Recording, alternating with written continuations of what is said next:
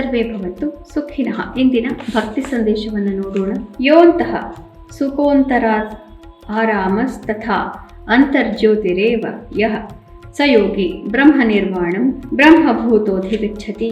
ಆಂತರಿಕ ಸುಖ, ಆಂತರಿಕವಾದಂತಹ ಭಕ್ತಿ, ಇವನ್ನೆಲ್ಲವನ್ನು ಯಾರು ಅನುಭವಿಸಲಿಕ್ಕೆ ಶಕ್ತನೋ, ಬಾಹ್ಯ ಪ್ರೇರಣೆಗಳಿಂದ ದೂರ ಇರುವಂತಹವನು, ಅಂತರಂಗದಲ್ಲಿ ಭಗವಂತನನ್ನ ಸರಿಯಾಗಿ ಸ್ಥಾಪಿಸಿಕೊಂಡಿರುವಂತಹ ಯೋಗಿಯಾದವನು, ಅವನೇ ಸುಖವನ್ನು ಪಡೆಯೋದು, ಅವನೇ ಬ್ರಹ್ಮ ನಿರ್ವಾಣವನ್ನು ಪಡೆಯೋದು. ಬೇರೆಯವರಿಗೆ ಇದು ಸಾಧ್ಯವಿಲ್ಲ. ಇಂದು ಶ್ರೀ ವಿಶ್ವಾವಸು ನಾಮ ಸಂವತ್ಸರೆ ಉತ್ತರಾಯಣೆ ಶಿಶಿರ ಋತೌ ಫಾಲ್ಗುಣ ಮಾಸೆ ಶುಕ್ಲ ಪಕ್ಷೆ. ಇಂದು 21ನೇ ತಾರೀಕು ಶನಿವಾರ, ಚತುರ್ಥಿ ತಿಥಿ ಮತ್ತು ಇಂದು ರೇವತಿ ನಕ್ಷತ್ರ. ಇಂದಿನ ಭವಿಷ್ಯವನ್ನ ನೋಡೋಣ. ರೇವತಿ ನಕ್ಷತ್ರದ ಅಧಿಪತಿ ಬುಧ ಆಗಿರೋದ್ರಿಂದ ಇವತ್ತು ಸ್ವಲ್ಪ ಚಂಚಲತೆ ಮನಸ್ಸಿನಲ್ಲಿ ಇರುತ್ತೆ. ಬುಧ ಮೀನರಾಶಿಯಲ್ಲಿ ನೀಚನಾಗಿರೋದ್ರಿಂದ ಹೆಚ್ಚು ಮಾತನಾಡಲಿಕ್ಕೆ ಯಾರಿಗೂ ಇವತ್ತು ಇಷ್ಟ ಆಗೋದಿಲ್ಲ. ಮೇಷರಾಶಿಯವರಿಗೆ ಕಷ್ಟಕರವಾದಂತಹ ದಿವಸ. ಮುಖ್ಯವಾದಂತಹ ನಿರ್ಧಾರಗಳು ನಿಮ್ಮ ಪರವಾಗಿ ಇವತ್ತು ಜರುಗೋದೇ ಇಲ್ಲ, ಆದ್ದರಿಂದ ಮಾತು ಆಡದೇ ಇರೋದೇ ಒಳ್ಳೆಯದು.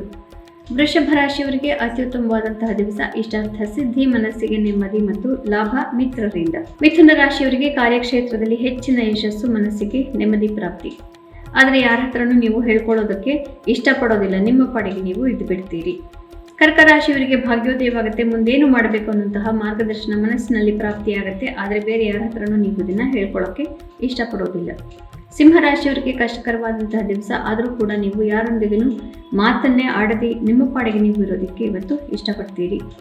ಕನ್ಯಾ ರಾಶಿಯವರಿಗೆ ಉತ್ತಮವಾದಂತಹ ದಿವಸ. ನಿಮ್ಮ ಪ್ರೀತಿ ಪಾತ್ರದ ಸಹಕಾರ ನಿಮಗೆ ಇದೆ ಅನ್ನೋದು ನಿಮಗೆ ಗೊತ್ತಿದೆ, ಆದ್ದರಿಂದ ಇವತ್ತು ಮನಸ್ಸಿಗೆ ನೆಮ್ಮದಿ.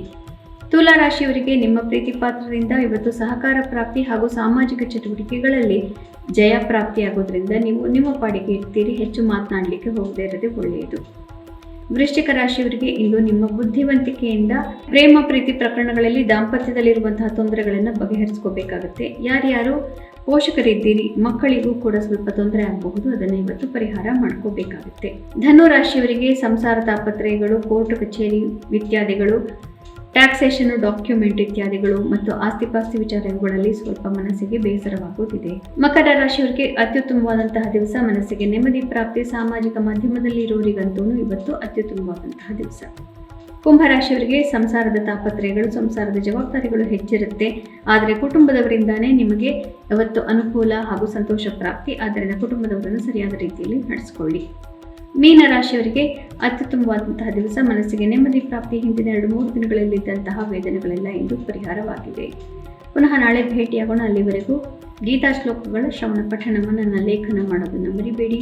ಜನ್ಮಾಂತರದ ಪಾಪವನ್ನೆಲ್ಲರೂ ಕಳ್ಕೊಳ್ಳೋಣ. ಶುಭಮಸ್ತು. ಶ್ರೀಕೃಷ್ಣ ವಿಜಯ.